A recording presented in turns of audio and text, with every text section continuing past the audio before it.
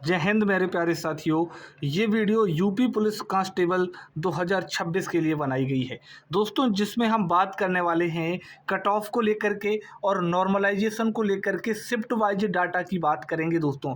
करीब 10,000 से अधिक बच्चों का डाटा जो है अपने पास में है और इसके बाद में दोस्तों जो हमने नॉर्मलाइज्ड स्कोर किया है उस हिसाब से एक्सपेक्टेड है दोस्तों। हालांकि ये और इस पर हम शिफ्ट वाइज बात करने वाले हैं कि किस शिफ्ट को कितना कहें कि कितने नंबर बढ़ने वाले हैं, किस शिफ्ट में किसका हार्ड रहा किसका नॉर्मल रहा, वो सब आप इस वीडियो के अंदर जानेंगे। पेपर का लेवल बिल्कुल हार्ड था, इसमें कोई शक वाली बात है नहीं। कहीं कहीं नॉर्मल भी आपको देखने को मिला है, तो नॉर्मल कहें कि मीडियम टू हार्ड चीज़ें रही हैं। कितने नंबर पर दौड़ना शुरू कर दें, बात करेंगे। आंसर की कब तक आएगी और दोस्तों इस पर देखेंगे। और जीएस ने खेल बिगाड़ा है। हाँ, बाकी चीज़ें तो हो चुकी हैं, लगभग जीएस ने ही कहें कि बच्चों को पीछे धकेला है इस एग्ज़ाम के अंदर। तो दोस्तों यहाँ पर अगर हम लोग बच्चों बात करें normalization expected shift wise data को लेकर के, तो कुछ इस प्रकार से डाटा निकल कर के आया है दोस्तों। अगर हम 8 जून की बात करते हैं और 8 जून में अगर हम देखें फर्स्ट शिफ्ट को, तो फर्स्ट शिफ्ट में लगभग 10 अंक तक बढ़ने की प्रबल संभावना है। 8 जून की सेकंड की अगर हम बात करते हैं तो ये लगभग 7 अंक की बढ़ने की संभावना है। इसके साथ अगर हम बात कर लेते हैं 9 जून को लेकर के, तो 9 जून को फर्स्ट शिफ्ट में आपके 11 अंक लगभग बढ़ने की संभावना है और 9 की सेकंड की बात करते हैं तो लगभग 6 अंक बढ़ने की संभावना है। और यहीं पर 10 जून को लेकर के बात करें तो 10 जून की फर्स्ट शिफ्ट पे आपके लगभग 5 अंक जो हैं 5 नंबर तक मिलने वाला है। 10 जून की सेकंड शिफ्ट को लगभग 8 नंबर तक मिलने वाला है। तो ये जो नॉर्मलाइजेशन ये हर शिफ्ट का आपके पास में लिखा हुआ है। कुछ इस प्रकार से आपको लगभग इसके आसपास में अरेंज कह सकते हैं कि आपको नॉर्मलाइज्ड आपको ये नंबर मिलने वाले हैं। ये एक्सपेक्टेड है। सभी 8, 9, 10 जून का जो डेटा है वो आपके सामने एक एक करके रखा जा रहा है दोस्तों। अगर बात करें आगे को लेकर के आपका किस शिफ्ट में रहा है एग्ज़ाम और आपके कितने नंबर बन रहे हैं, ये कमेंट बॉक्स में बताइएगा दोस्तों। अगर हम बात करें सब्जेक्ट वाइज ऑल ओवर बात करते हैं तो लगभग जीके की बात करें तो 38 क्वेश्चन में से 22 से 25 नंबर तक ही विद्यार्थियों ने कर पाया है। हिंदी में 35 क्वेश्चन आए और लगभग 26 से 28 तक एवरेज स्टूडेंट पहुंचा है। मैथ की बात करते हैं तो लगभग 18 से 20 जो कहें कि 18 से 20 क्वेश्चन ही यहाँ तक बच्चे पहुँच पा रहे हैं मैथ के अंदर। इस बार मैथ के क्वेश्चन बड़े हुए थे। हालांकि रीजनिंग 52 क्वेश्चन की आई और 52 क्वेश्चन में से लगभग 42 से 44 क्वेश्चन तक जो है विद्यार्थी नॉर्मली पहुंच पा रहे हैं। तो जो आप स्कोर देख पा रहे हैं सब्जेक्ट वाइज, ये सब्जेक्ट वाइज आपके सामने है। यानी कि कह सकते हैं कि सब्जेक्ट वाइज इतना एवरेज स्टूडेंट पहुंच पा रहा है हर एक सब्जेक्ट को लेकर के। अगर कहें दोस्तों आंसर की कब तक आएगी, ये भी बड़ा सवाल बना हुआ है। आंसर की को लेकर के अगर हम लोग यहाँ पर बात करते हैं तो आंसर की में आप समझिएगा, यहाँ पर आंसर की अगर हम देखें आंसर की अगर डेट की बात करते हैं दोस्तों, तो जल्दी अगर इन्होंने जल्दबाजी खूब अच्छी तरीके से काम कर लिया दोस्तों, सही समय पर किया, तो फिर वो 16-17 जून को आपको आंसर की देखने को मिलेगी दोस्तों। और सबसे संभावना सामान्यतः जो इनका जिस काम करने का तरीका है उस हिसाब से अगर देखा जाए तो फिर 18 से 20 जून तक भी जा सकती है। सबसे संभावित जो है वो यही है, 18 से 20 जून के बीच में जो है आपकी आंसर की आ जाए।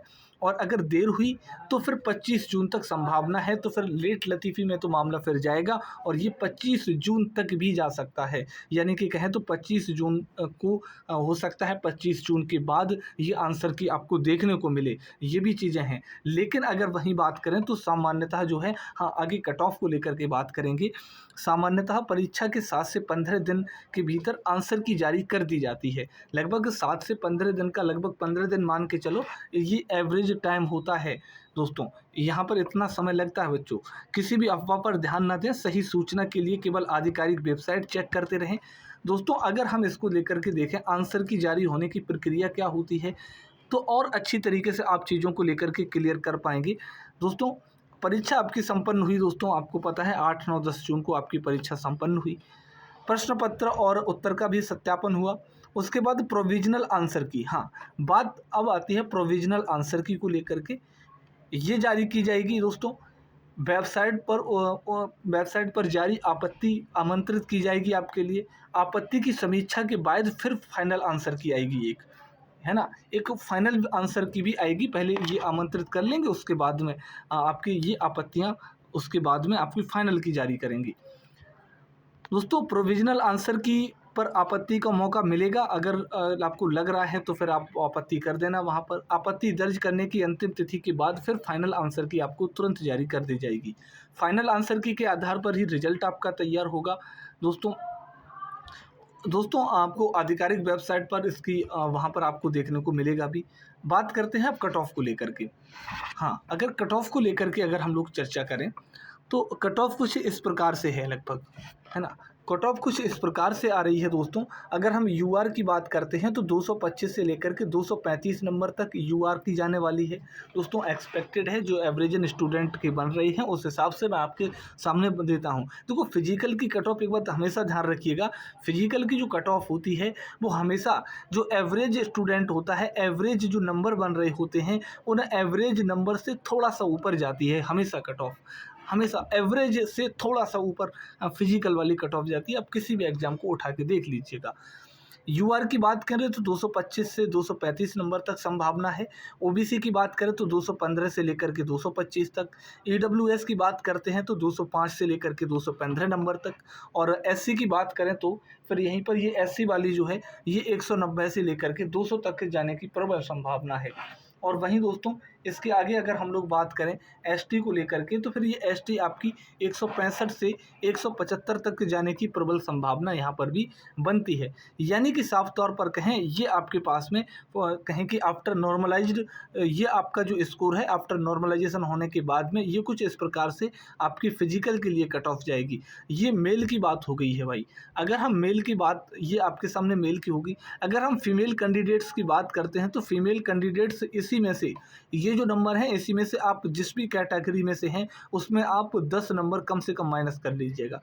लगभग 10 नंबर कम माइनस कहें कि 10 नंबर कम मान करके चलिए, वो आपकी कट ऑफ जाने वाली। क्योंकि पिछली बार भी ऐसा ही हुआ था, उससे पिछली बार भी ऐसा ही हुआ था। यानी कि जो 60,244 आई थी उस टाइम पे भी लगभग 10 से 15 नंबर तक माइनस गया था। उससे पहले जो 49,000 आई थी उसको लेकर के भी वहाँ पर भी आप देखेंगे तो 10-12 नंबर फीमेल की कम हुए थे। तो सीधे तौर पर कहें तो फीमेल को आपको यहाँ पर 10 से 15 नंबर जो है वो कम आपको कर लेना होगा। दोस्तों आपका स्कोर कितना बन रहा है वो हमें कमेंट बॉक्स में बताइएगा ज़रूर। और दोस्तों नॉर्मलाइज्ड जो आपका स्कोर है वो ये नॉर्मलाइजेशन जो आपके सामने रखा है दोस्तों, ये नॉर्मलाइजेशन आपके किस शिफ्ट में कितना मिल रहा है, आपके कितने बन रहे हैं नॉर्मलाइजेशन होने के बाद में, और जो मैंने डाटा आपको दिया है एक्सपेक्टेड कट ऑफ का, क्या आप उससे मैच खा रहे हैं? अगर आप उससे मैच खा रहे हैं तो फिर पूरी तरीके से आप, मैं तो यही कहूँगा पूरी तरीके से आप लग जाइएगा और आप अपनी रेस पर लग जाइएगा बेहतरीन तरीके से। आपको कुछ इस प्रकार से अगर आपके बन रहे होंगे नंबर तो फिर, है ना? चलिए दोस्तों कमेंट करिएगा, आपके कमेंट का इंतज़ार रहेगा। Thank you, all the best, जय हिंद।